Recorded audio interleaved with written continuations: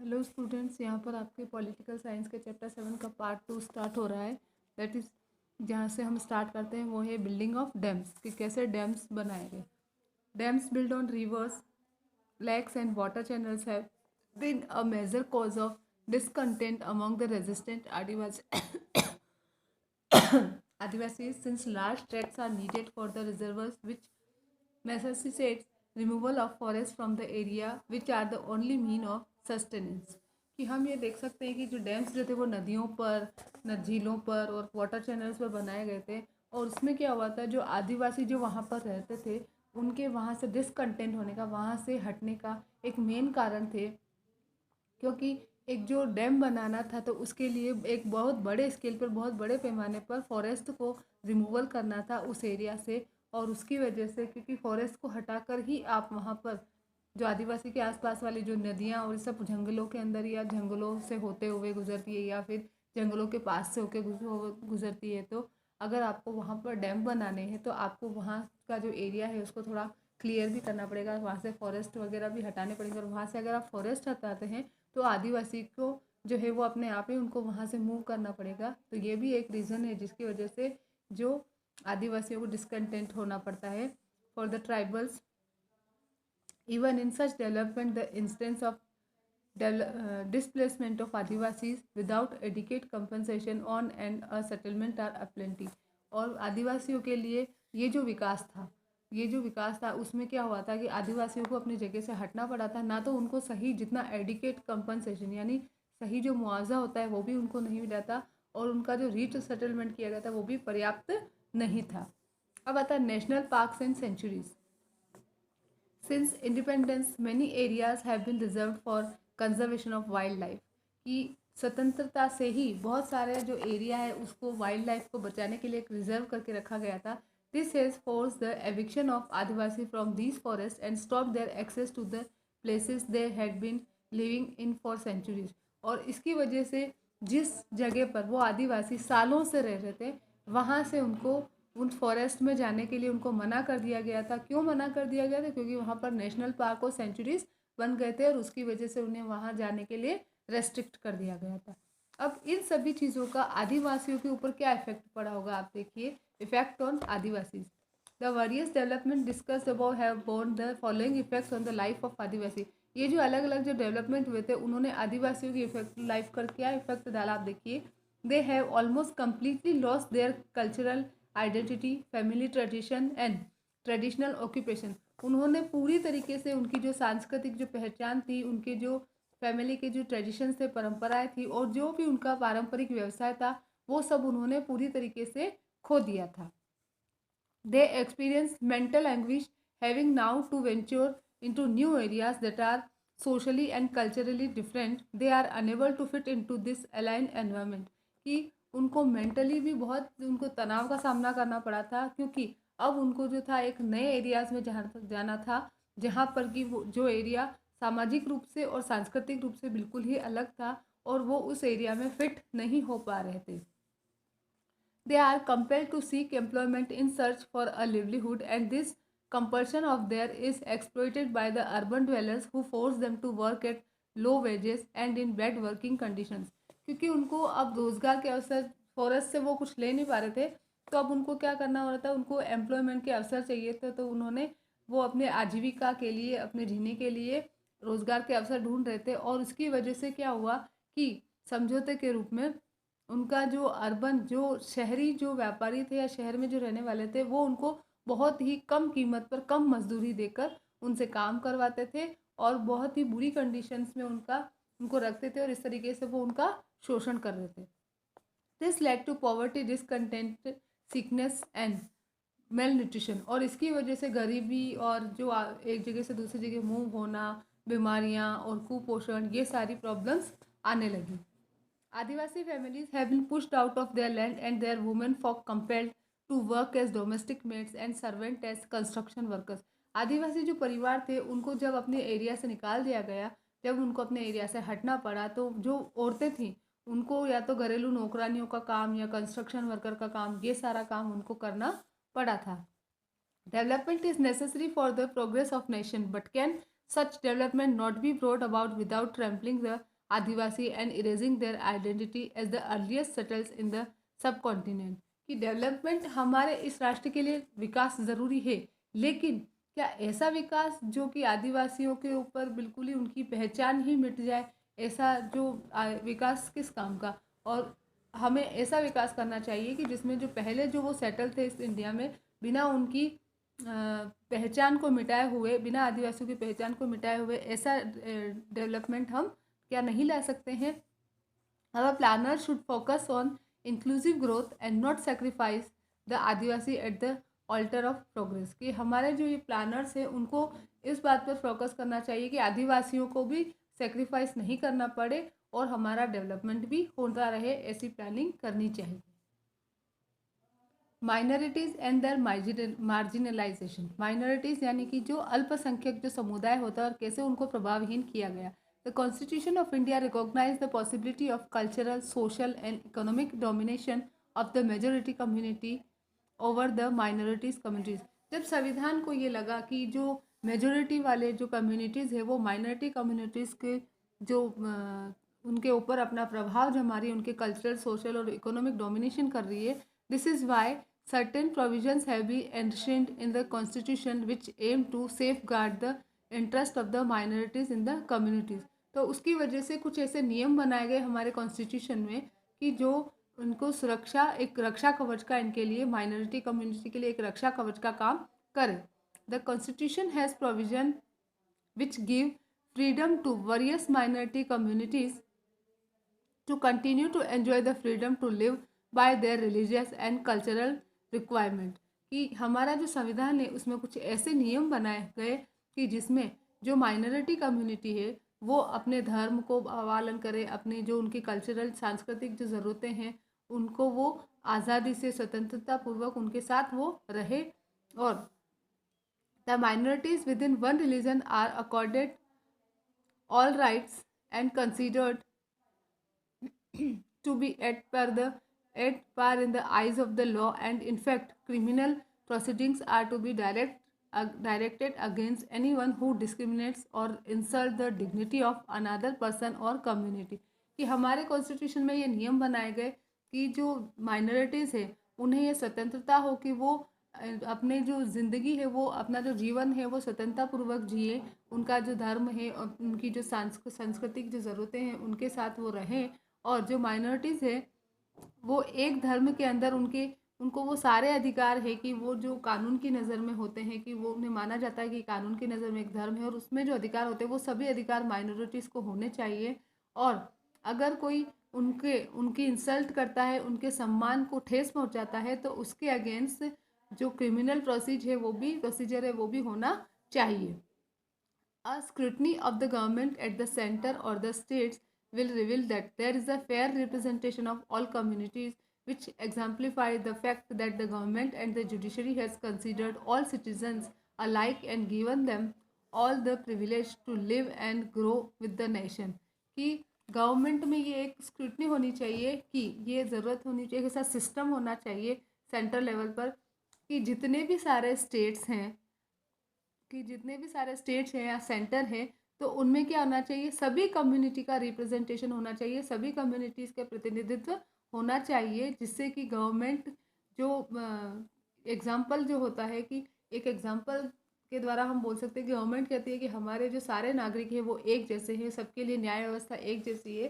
तो सभी कम्युनिटीज़ का रिप्रेजेंटेशन अगर सेंट्रल लेवल पर, स्टेट लेवल पर होगा, तभी सभी को समान समझा जाएगा। और इवन देन उन्हें ये भी अथॉरिटी होनी चाहिए कि वो चाहे तो कहीं पर भी रहे, कहीं पर भी यात्रा करे, या हमारे इस नेशन के साथ ग्रो करे। जैसे हमारा नेशन डेवलपमेंट करता है वैसे उनका भी विकास हो।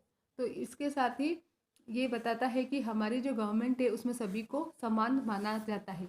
However there have been instance where certain communities और sections of communities have felt alienated and marginalized on various accounts। लेकिन ऐसा सब होते हुए भी ऐसे कुछ एग्जांपल्स ऐसे हैं जहाँ पर कुछ कम्युनिटीज़ या कुछ ऐसे कम्युनिटीज़ के जो सेक्शन है जिनको ये महसूस होता है कि अलग बहुत जगह पर उनको प्रभावहीन कर दिया जाता है। In most of such cases the feeling of marginalization has been politically motivated which result in unrest and social disturbance. ज़्यादातर ऐसे केसेस होते हैं तो जिसमें जो मार्जिनलाइज जो लोग होते हैं, यानी कि जो माइनॉरिटी वाले जो लोग होते हैं, उनको राजनीतिक रूप से मोटिवेट किया जाता है, उनको उकसाया जाता है, जिसका रिजल्ट ये होता है कि सामाजिक जो डिस्टर्बेंस होता है और हाँ सब तरफ अनरेस्ट हो जाता है। These harmful phenomena are usually funded and aided by foreign powers who have vested interest in destabilising the country. कि ये जो घटनाएं होती है, जो नुकसानदायक वाली जो घटनाएं होती है, उनको बाहर के जो विदेशी जो ताकतें होती है वो उनको पैसे देती है, उनको सहायता करती है, और वो इस कंट्री के जो इसकी जो एकता है उसको तोड़ने का प्रयास करती है। Nevertheless, there do exist certain genuine cause of feeling marginalized when social and economic development does not reach a section of the population। और जब एक पॉपुलेशन का कोई सेक्शन है या कोई कम्युनिटी है, तो जब उनका इकोनॉमिक डेवलपमेंट और उनका जो आर्थिक डेवलपमेंट है, सोशल डेवलपमेंट है, ये जब नहीं होता है तो उनको लगता है कि उन्हें प्रभावहीन कर दिया गया है। सच मार्जिनलाइजेशन इज देन तो thought to be regional and not specific to any community. और कुछ ऐसे जो भी मार्जिनलाइजेशन होता है कि जिसमें वो जो एरिया वाइज है या पर एक कोई कम्युनिटी है उसको स्पेशली उसके बारे में नहीं सोचा जाता है, तब उनको लगता है कि हाँ हमें बिल्कुल इग्नोर कर दिया गया है। The government has initiated various measures to address the grievance of section of the people who feel marginal। कि हमारी ये जो सरकार है, इन्होंने बहुत सारे ऐसे उपाय किए हैं ताकि किसी भी ऐसे लोग जिनको ये लगता है कि उनको प्रभावहीन कर दिया गया है, उनका विकास किया जा सके। ऐसे बहुत सारे प्रोग्राम हमारी गवर्नमेंट ने चलाए हैं। A well known example is the constitution of the Sachar committee for looking into the marginalisation of the Muslim community. और इसका एक जो बहुत अच्छा एग्जांपल ये है कि जो सचर कमेटी है, जिन्होंने मुस्लिम कम्युनिटी को जो मार्जिनलाइजेशन था उस पर उन्होंने रिपोर्ट तैयार की थी। ये इसका बहुत अच्छा एग्जांपल है कि गवर्नमेंट ने इसके बचा बहुत सारे उपाय भी इसके लिए किए हैं। The committee recommended a number of measures to be taken in various aspects of education and employment which need to be addressed so that the community progress in the same proportion as the rest of the nation। कि ये जो committee थी Sachar committee, इन्होंने कुछ ऐसे अपने बहुत सारे सुझाव बताए थे, बहुत सारे उपाय बताए थे जिन्हें लिया जा सकता था। इन्होंने बहुत सारे जो शिक्षा के जो पहलू है, रोजगार के जो पहलू है, वो उन्होंने बताए थे। और उन्होंने ये कहा था कि कैसे एक कम्युनिटी को, जो माइनर कम्युनिटी है, उसको आप प्रोग्रेस में ला सकते हो। उसको जो बाकी जो नेशन है जिस तरीके से प्रोग्रेस कर रहा है, उसी तरीके से उसी प्रोपोर्शन से ये जो माइनॉरिटी वाली कम्युनिटी है ये भी प्रोग्रेस करे। इसके लिए कौन कौन से उपाय अपनाने चाहिए, ये सब इस सचर कमेटी ने बताया था। In fact marginalisation can be both real and imaginary. Marginalisation दोनों तरीके से हो सकता है, रियल में भी हो सकता है और इमेजिनरी भी हो सकता है। अनबैलेंस डेवलपमेंट और unequal distribution of national resources can cause marginalization। However, marginalization is transitory, not permanent। कि या तो जैसे विकास होता है तो सभी का अगर सही तरीके से विकास नहीं होता है, या जो नेशनल जो रिसोर्सेस है उनका डिस्ट्रीब्यूशन अनइक्वल होता है, यानी समान रूप से नहीं होता है, तो उसकी वजह से मार्जिनलाइजेशन हो सकता है। जैसे कि मार्जिनलाइजेशन जो है वो परमानेंट नहीं है, ये सिर्फ कुछ टाइम के लिए होता है। Marginalize communities often want to maintain their cultural identity on the one hand and on the other seek parity in access to rights, opportunities and development। ये जो मार्जिनलाइज जो कम्युनिटीज़ होती है वो क्या चाहती है कि एक तरफ तो उनकी जो कल्चरल जो सांस्कृतिक पहचान है वो बनी रहे, और जबकि दूसरी तरफ वो चाहती है कि उन्हें सारे जो अवसर है, जो सारे जो विकास है, सारे जो अधिकार है वो भी उन्हें मिले। In this trend there emerge internal conflict which restrict their growth due to adherence of culture and tradition. और उसके ट्रेंड में क्या होता है कि जो उनके जो आंतरिक जो विवाद है वो उभर कर सामने आते हैं, उनकी ग्रोथ रुक जाती है। कल्चर और ट्रेडिशन से उसकी वजह से उनके जो अब वो पुरानी परंपराएं अपनाएंगे और ग्रोथ अगर डेवलपमेंट अगर आज के मॉडर्न के हिसाब से हो रहा है तो कहीं ना कहीं दोनों चीज़ टकराएगी, और टकराएगी तो इंटरनल कॉन्फ्लिक्ट होंगे। Marginalization hence can be minimized if both the government and community set their priorities. Marginalisation कम हो सकता है अगर सरकार और जो कम्युनिटीज़ है वो दोनों ही अपनी प्रायोरिटीज़ सेट करें सही तरीके से, and strive to create such conditions that will enable every single citizen to contribute equally in the progress of the country. और वो कुछ ऐसी स्थितियाँ भी बनाए कि जिसमें हर एक जो नागरिक है हमारे कंट्री का सभी इक्वली तरक्की में सही तरीके से और इक्वली सभी कंट्रीब्यूट करें, इसके लिए वो ऐसी सिचुएशंस बनाए। तो यहाँ पर गवर्नमेंट को भी सोचना चाहिए, सरकार को भी सोचना चाहिए, तो ये जो माइनॉरिटीज़ वाली कम्युनिटी है इन्हें भी सोचना चाहिए, है ना। अच्छा, यहाँ पर कुछ ऐसे दिए हुए जैसे कि एक्सेस टू बेसिक एम्यूनिटीज़, ये 2008-9 का है, ठीक है। इसमें रिलीजियस कम्युनिटी और पक्का हाउस कितने कितने थे, हिंदू कितने थी, हिंदुओं के पास 65.4, मुस्लिम के पास 63.8, क्रिश्चियन की 69.3 और सिखों की 91.3, इतने थे इनके पक्के हाउस थे, इतने परसेंट। अब इलेक्ट्रिसिटी थी इनके पास इतने परसेंट, 75%, 67.5, 86.2 और 96, ठीक है। उसके बाद टैप वाटर कहाँ कहाँ आता था, हिंदुओं के घरों में 43.7, मुस्लिम में 35.8, क्रिश्चियन में 48.0 और सिखों में 49.3। अब सेकंड क्या है, लिटरेसी रेट बाय रिलीजन 2011 में जो जनगणना हुई थी उसके बाद लिटरेसी रेट बताई थी, जो सारी जो लिटरेसी रेट है वो है 74%। ये सारे परसेंटेजेस में दिए हुए हैं। हिंदूज़ का जो लिटरेसी रेट है वो 63% है, मुस्लिम का जो है वो 57% है, क्रिश्चियंस का 74% है, जो कि हमारे नेशनल वाले के बराबर है। सिखों का 67% है, बुद्धिस्ट का 71% है और जैन्स का 86%। सबसे ज़्यादा लिटरेसी रेट देखी जाए तो किसकी है, जैन्स की। उसके बाद आता है पब्लिक एम्प्लॉयमेंट ऑफ मुस्लिम्स, ये भी आपका परसेंटेज में है कि मुस्लिमों का पब्लिक एम्प्लॉयमेंट कितना परसेंट है। तो पॉपुलेशन जो है टोटल कितनी है, मुस्लिमों की 13.5% है। टोटल जो पॉपुलेशन है उसकी 13.5% आपके मुस्लिम से, उसमें से 3% IAS है, 4% IPS है और 5% 1.8% IFS है। अब central public sector unit PSU में है 3.3%, स्टेट PSU में 10.8% और बैंक और RBI में है 2.2%, ठीक है। ये आपके सारे परसेंटेज दिए हुए हैं कि कैसे जो बेसिक एम्यूनिटीज़ है वो किसको कितनी मिली हुई है, हमारे यहाँ पर लिटरेसी रेट कितनी है और एम्प्लॉयमेंट के जो मुस्लिमों को जो एम्प्लॉयमेंट के अवसर दिए गए हैं वो कितने हैं, कितने क्वेश्चंस ऑक्यूपेशन में लगे हुए हैं, ठीक है। यहाँ पर आपका ये जो चैप्टर है वो आपका ओवर होता है, ठीक है। उसके बाद ये जो क्वेश्चन आंसर्स जो हैं आपके टिक द करेक्ट वाले और ये सारे, ये सब आपको PDF फॉर्म में प्रोवाइड करवाए जाएंगे, है ना। यहाँ पर आपके जितने भी क्वेश्चन आंसर्स है टिक द करेक्ट वाले हैं, चाहे फिल इन द ब्लैंक्स है, ट्रू फॉल्स है, वो सभी आपको क्वेश्चन आंसर्स वगैरह आपको PDF फॉर्म में प्रोवाइड करवा दी जाएंगी। क्वेश्चंस मैं आपको समझा रही हूँ, ठीक है, आंसर आप फाइंड आउट करोगे। This is not true about marginalize group, इसमें से कौन सा मार्जिनलाइज ग्रुप के लिए सही नहीं है।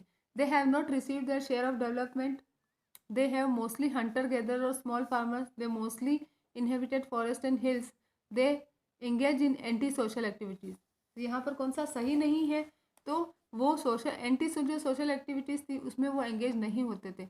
यहाँ पर आप देखोगे और उसको टिक करोगे राइट आंसर को। उसके बाद सेकंड वाला है, मैं सिर्फ हिंदी समझा रही हूँ, आंसर आपको खुद फाइंड आउट करने हैं। Adivasis have been notified as, Adivasis को क्या कैसे नोटिफाई किया गया, scheduled caste, scheduled tribe, backward class या माइनॉरिटीज। आदिवासी को क्या किया गया, शेड्यूल्ड ट्राइब बोला गया। अब थर्ड वाला है, this state has a larger concentration of adivasi, इस स्टेट में सबसे ज़्यादा आदिवासी है। पंजाब, उत्तर प्रदेश, झारखंड या बिहार, झारखंड में सबसे ज़्यादा है। अच्छा, this is a major Adivasi language, इसमें से कौन सी मेजर आदिवासी लैंग्वेज है, संस्कृत, संथाली, भोजपुरी या प्राकृत, तो कौन सी है, संथाली। उसके बाद है number 5, the industry has adversely impacted the Adivasi the most, कि इंडस्ट्री ने आदिवासियों के ऊपर प्रभाव डाला सबसे ज़्यादा। कौन सी इंडस्ट्री ने, माइनिंग, टेक्सटाइल, IT या शुगर, तो कौन सी ने डाला, माइनिंग वाली, क्योंकि माइनिंग होती है तभी तो आदिवासियों को हटना पड़ता है ना। अच्छा, उसके बाद फिल इन द ब्लैंक्स जो है वो आपको PDF फॉर्म में, वो सारे के सारे क्वेश्चन के आंसर PDF फॉर्म में प्रोवाइड करवाए जाएंगे। यहाँ पर ओके, आपको चैप्टर को साथ साथ में लर्न भी करना है और क्वेश्चन आंसर भी जहाँ तक मैंने पढ़ाया है वहाँ तक सारे आपके क्वेश्चन आंसर भी कंप्लीट हो जाने चाहिए। Okay, thank you, have a nice day.